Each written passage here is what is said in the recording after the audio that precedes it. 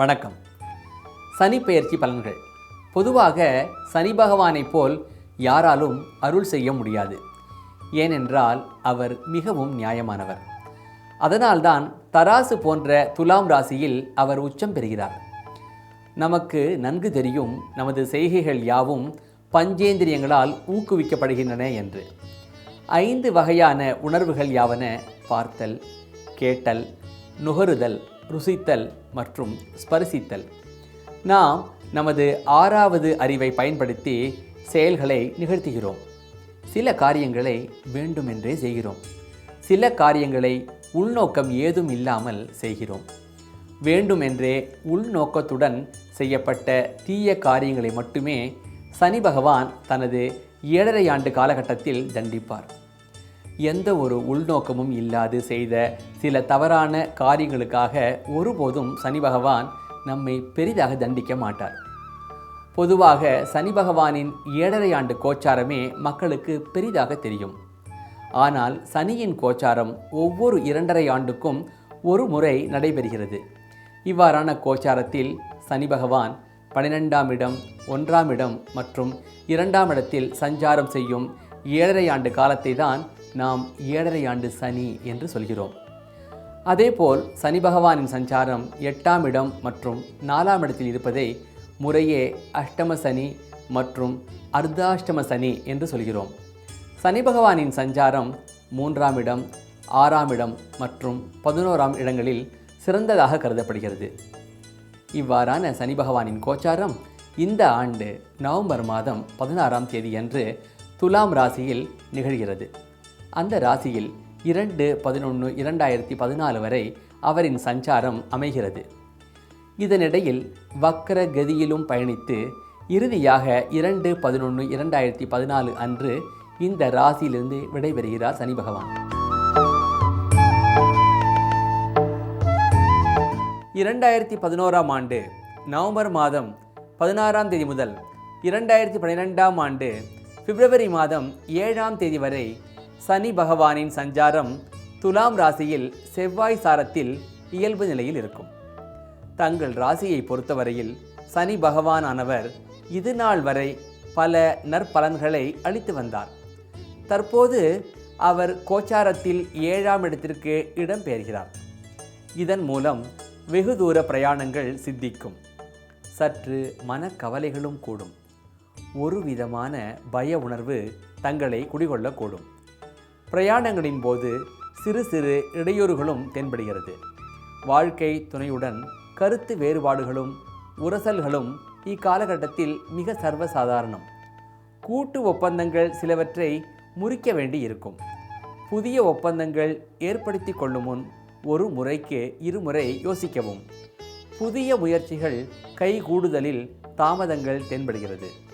வாழ்க்கை துணை தங்கள் மீது குறை கண்டுகொண்டே இருப்பார். இதனால் திருமண வாழ்வில் திருப்தி குறைவே.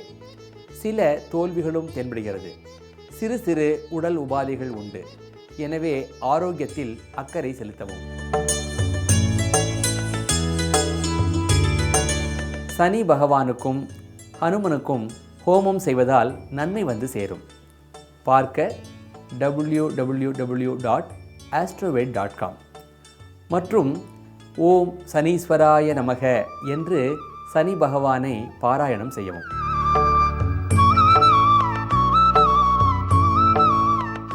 (2012ஆம் ஆண்டு பிப்ரவரி மாதம் 8ஆம் தேதி முதல் 2012ஆம் ஆண்டு மே மாதம் 15ஆம் தேதி வரை சனி பகவானின் சஞ்சாரம் துலாம் ராசியில் செவ்வாய் சாரத்தில் வக்ரகதியில் இருக்கும். இக்காலகட்டத்தில் தங்களின் எதிரிகளை கூட வீழ்த்தும் பலம் தங்களிடம் இருக்கும். இதுநாள் வரை தாமதமாகி கொண்டிருக்கும் உடன்படிக்கைகள் தற்போது கைகூடும். கூட்டு வியாபாரத்தில் லாபமும் காண முடியும். வாழ்க்கை துணையுடன் உண்டான கருத்து வேறுபாடு குறையும். வீட்டில் திருமண பேச்சுக்கள் கைகூடும். நல்ல உணவு வகையால் மனமகிழ்ச்சி ஏற்படும். எதிரிகளை வீழ்த்தும் யுக்திகளை சுலபமாக வகுப்பீர்கள். வெளிநாட்டு பயணங்கள் இக்காலத்தில் தென்படுகிறது. சுலபமாக மற்றவர்களை அனுசரித்து செல்வீர்கள். அவ்வாறு அனுசரித்து செல்வதற்கான அவசியம் இருப்பதை உணர்வீர்கள். இரகசிய சமாச்சாரங்களை பாதுகாக்க தங்களது பணியாளர்களை இக்காலகட்டத்தில் நம்புவதற்கு கூட சாத்தியம் உள்ளது.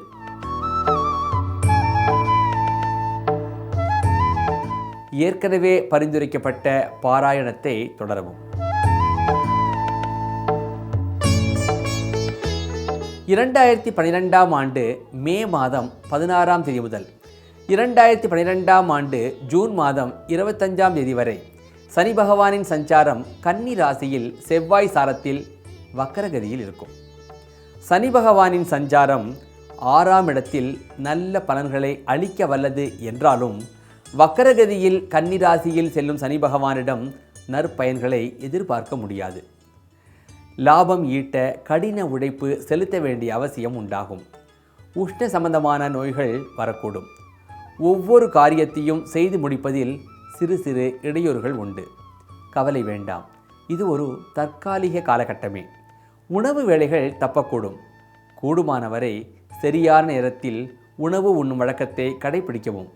ஏனென்றால் இதனாலேயே ஆரோக்கியக்கேடு ஏற்படும். உறவினர்களுடன் சிலர் விரோதம் பாராட்டுவர். அவ்வாறான எண்ணங்களை தவிர்த்து நல்லதையே நினைக்கவும்.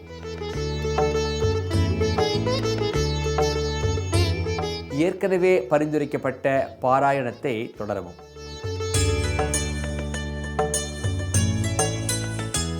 2012ஆம் ஆண்டு ஜூன் மாதம் 26ஆம் தேதி முதல் 2012ஆம் ஆண்டு ஆகஸ்ட் மாதம் 4ஆம் தேதி வரை சனி பகவானின் சஞ்சாரம் கன்னி ராசியில் செவ்வாய் சாரத்தில் இயல்பு நிலையில் இருக்கும். இவ்வளவு சிரமப்பட்டதற்கு இளைப்பாற வேண்டாமா? அதற்கான நேரமே இது. இதுவரை வந்த உடல் உபாதைகளுக்கு ஒரு நிவாரணம் கிட்டும் நேரம் இது.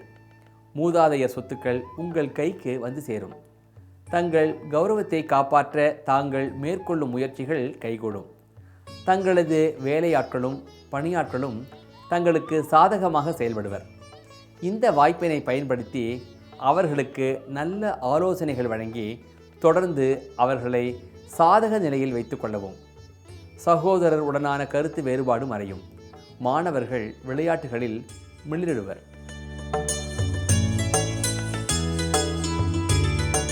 ஏற்கனவே பரிந்துரைக்கப்பட்ட பாராயணத்தை தொடரவும்.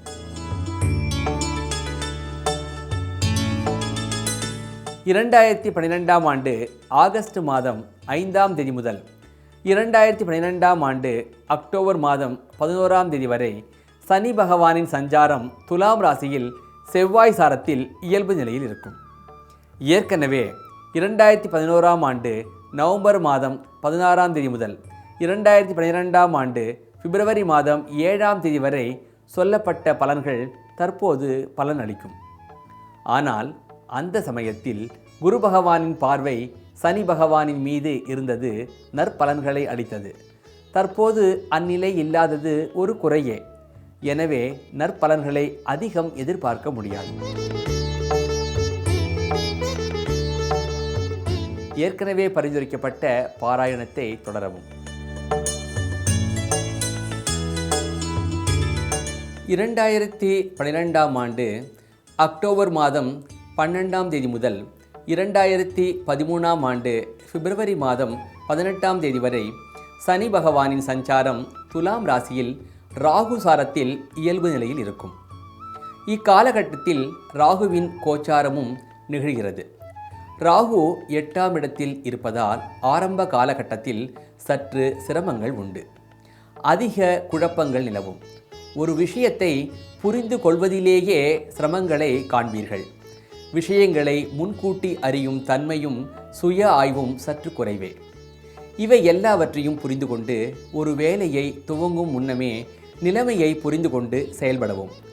மனது அதிகம் அலைபாயும் தருணம் இது. ஒரு நல்ல ஆலோசகரின் வழிகாட்டுதலை பெறுதல் நலம். சாதக பாதகங்களை தீர பரிசீலிக்கவும். ராகுவின் கோச்சாரத்துக்கு பின் நிலைமை ஓரளவு சீரடையும். அதாவது பிரச்சனைகள் பெருமளவு குறையும். மாணவர்கள் கல்வியில் அதிகம் நாட்டம் ஏற்படுத்தி கொள்ள வேண்டும். ஏனென்றால் நல்ல முறையில் தேர்ச்சி பெற அதிக உழைப்பு இக்காலகட்டத்தில் தேவைப்படும்.